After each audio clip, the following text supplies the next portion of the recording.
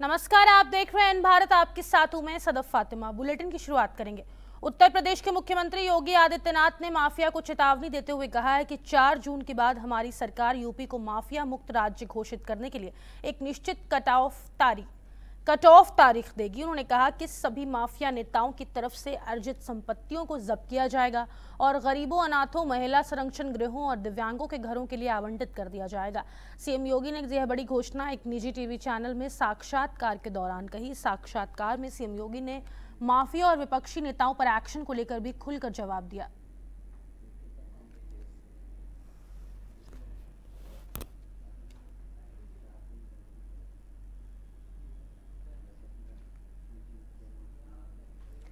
Tihar jail से बाहर आने के बाद से दिल्ली के मुख्यमंत्री अरविंद केजरीवाल लगातार पीएम मोदी पर हमलावर हैं। रविवार को एक बार फिर उन्होंने प्रेस कॉन्फ्रेंस कर प्रधानमंत्री की गारंटी को लेकर केंद्र सरकार पर निशाना साधा है। इसी के साथ केजरीवाल ने देश को 10 गारंटियां दी। उन्होंने कहा कि जब इंडी गठबंधन की सरकार बनेगी तब इन गारंटियों को पूरा किया जाएगा। केजरीवाल ने कहा कि नरेंद्र मोदी ने पिछले 10 वर्षों में महंगाई कम करने, हर साल 2 करोड़ रोजगार देने, 15 लाख रुपए और किसानों की आय दोगुनी करने समेत कई गारंटियां दी थी, लेकिन आज तक एक भी गारंटी पूरी नहीं हुई है। वहीं मैंने दिल्ली और पंजाब के चुनावों में फ्री बिजली, पानी और अच्छे स्कूल और अस्पताल की गारंटी दी थी, जो मैंने पूरी की है।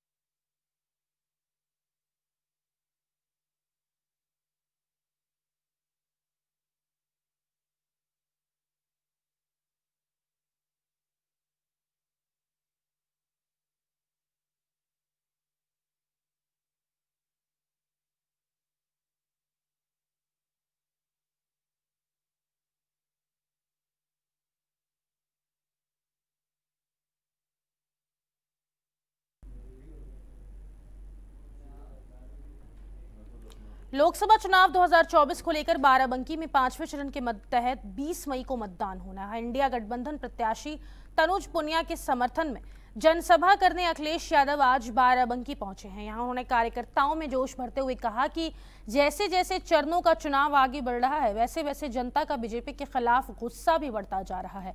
उन्होंने कहा कि 7वें चरण में जनता का गुस्सा 7वें आसमान पर दिखाई देगा। अखिलेश यादव ने बहुजन समाज के लोगों से कहा कि बीजेपी और बसपा में अंदर ही अंदर हाथ मिला लिया है, इसलिए संविधान को बचाने के लिए सभी लोग एक साथ हैं और इंडी गठबंधन की सरकार बनवाएं।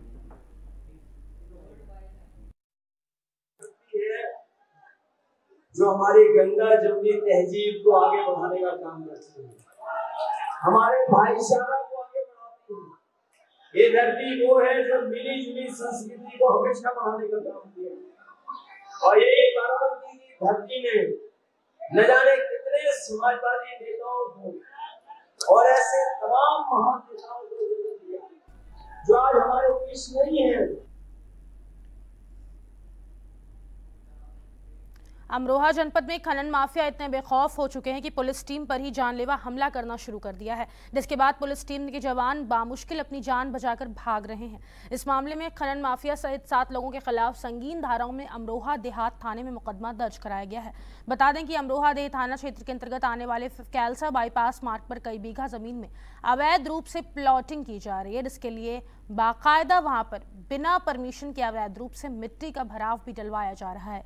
इस मामले की वीडियो वायरल होने के बाद अमरोहा जनपद के जिलाधिकारी राजेश त्यागी के निर्देश पर अमरोहा देहात थाना पुलिस की टीम बिना अनुमति के अवैध खनन करके भराव डाल रहे खनन माफिया के डंपर को पकड़ने के लिए गई थी। तभी बेखौफ खनन माफिया कमल चौधरी के लोगों ने पुलिस टीम पर जानलेवा हमला कर दिया।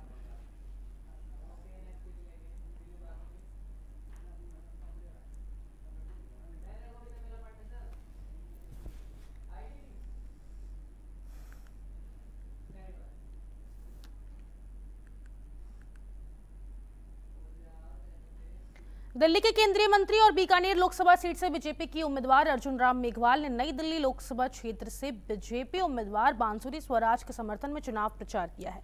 बांसुरी स्वराज ने कहा कि जनता का बहुत आशीर्वाद मिल रहा है, यह पीएम मोदी की जन कल्याणकारी योजनाओं का असर है। उन्हें जो बिल मिला है वह अंतरिम है, इसका मतलब यह नहीं है कि वे निर्दोष है। मोदी 2014 और 2019 में भी प्रचार कर रहे थे, लेकिन कोई असर नहीं हुआ। इस बार भी दिल्ली की 7 सीटें भाजपा जीतेगी। आम आदमी पार्टी की पुरानी आदत है लोगों को गुमराह करने की, लेकिन दिल्ली की जनता बहुत समझदार है।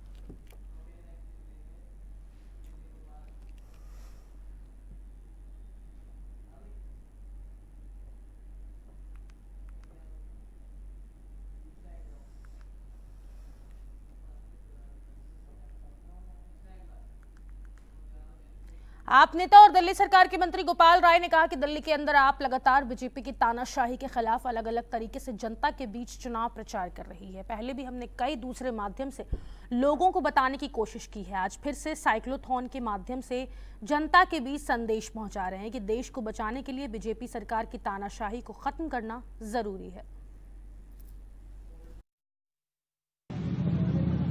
देखिए, दिल्ली के अंदर आम आदमी पार्टी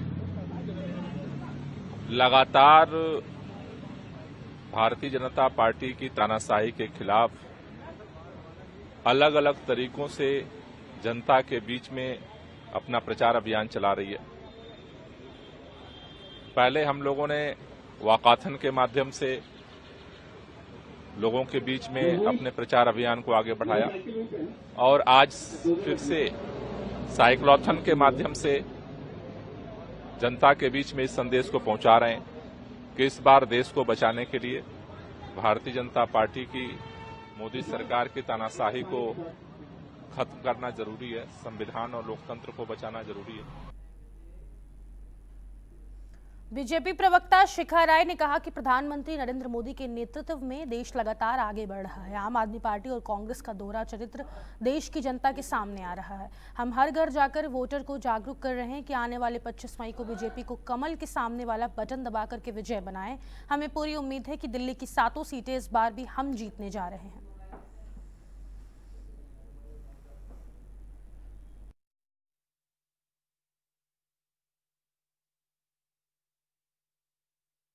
मैम, दिल्ली के मुख्यमंत्री अरविंद केजरीवाल पूरी तरह से चुनावी मैदान में पर आए हैं, रोड शो कर रहे हैं और आरोप ये लगा रहे हैं कि आम आदमी पार्टी को खत्म करने की कोशिश की जा रही है, बीजेपी डर गई है आम आदमी पार्टी से।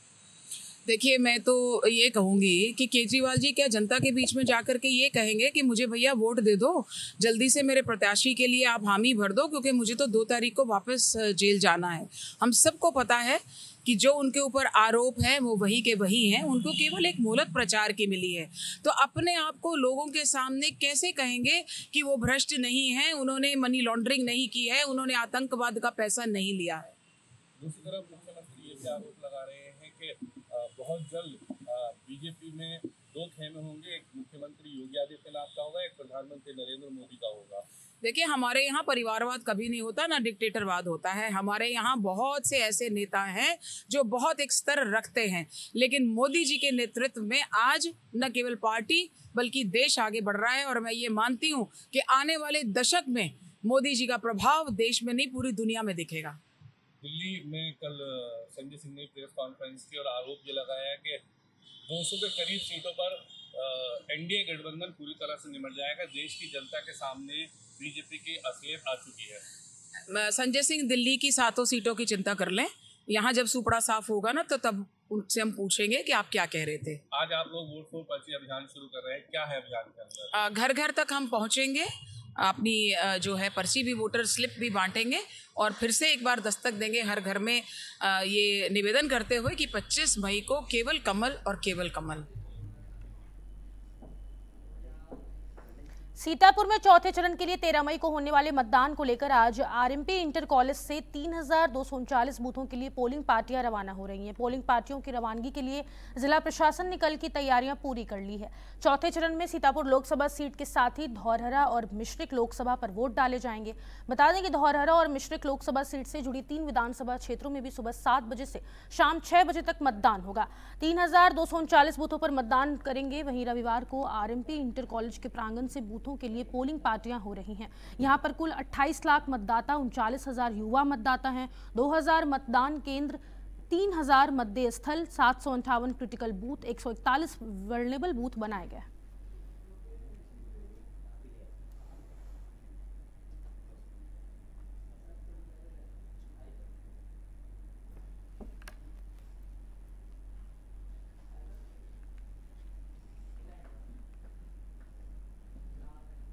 संत कबीर नगर के बखेरा थाना क्षेत्र के बड़ईपार गांव का एक मामला सामने आया है, जहां एक युवक का शव झाड़ियों में पड़ा मिला है। ये युवक अपने 2 दोस्तों के साथ घर से बाहर गया था। बताने कि युवक के गले पर गंभीर चोट के निशान भी मिले हैं। परिजनों ने हत्या की आशंका जताई है। पिता की तहरीर पर दोनों दोस्तों को हिरासत में ले लिया गया है। वहीं पुलिस ने हिरासत में लेकर पूछताछ भी शुरू कर दी है।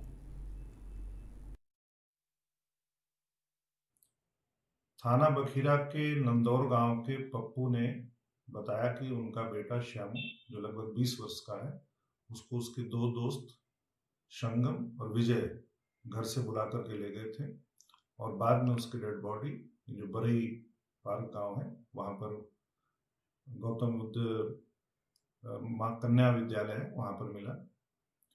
इसके सिलसिले में FIR पंजीकृत कर लिया गया है। जो 2 इसमें नामजद अभियुक्त हैं, संगम और विजय, उनको पुलिस ने हिरासत में ले लिया और उनसे पूछताछ की जा रही है और शीघ्र ही इस प्रकरण में आवश्यक विधिक कार्रवाई की जाएगी।